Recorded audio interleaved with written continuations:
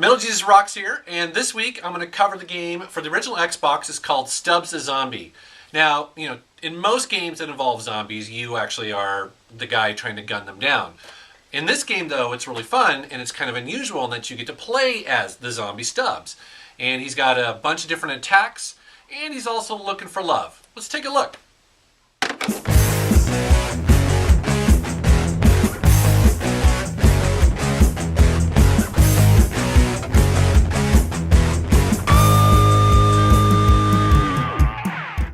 Stubbs the Zombie was created by Wideload Games in 2005 for the original Xbox.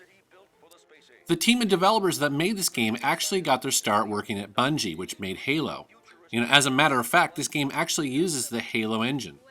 In the game, you play as a lovable zombie named Stubbs, who started life as a traveling salesman back in the 1930s during the Great Depression, but was mysteriously killed one day. The game then fast forwards to the future of 1959 and the near-perfect city of Punch Bowl, Pennsylvania.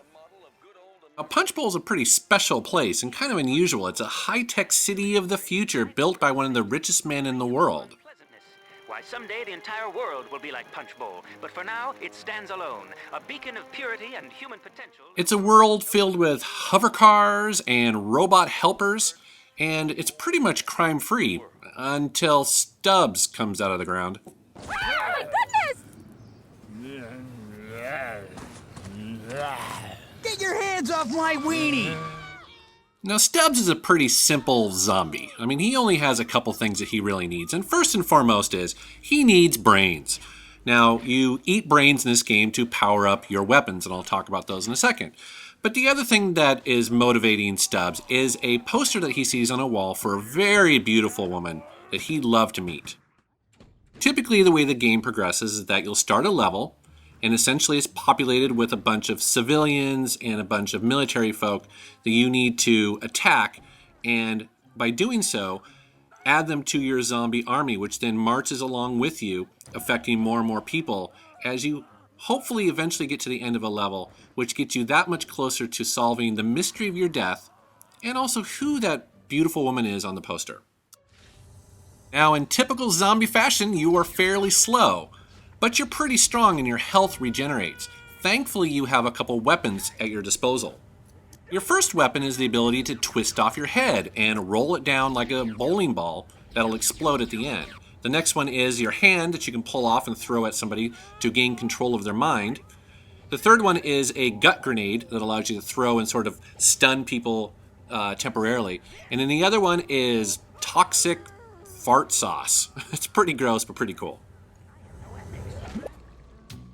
Another fun aspect of the game are vehicles. Essentially, and I don't know how Stubbs does this, but he can barely speak, but somehow he's able to drive. Anyways, there are driving sequences in the game, and they're just a blast to play. And because this is using the Halo engine, these sequences really feel like Halo. So if you're used to that, you'll be totally fine here. And as if vehicle sequences weren't enough, well, you've got a zombie dance-off.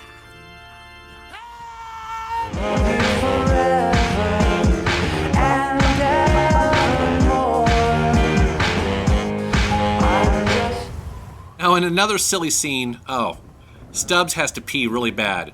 And he gets the bright idea that maybe if he pees in the water reservoir for the city, bad things will happen.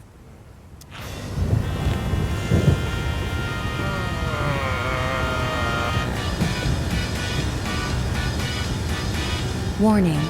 Water contamination detected. Isolate and remove contaminants immediately. Zap you into oblivion! He's befouling the water supply! So as you can see, Stubbs is a pretty funny game.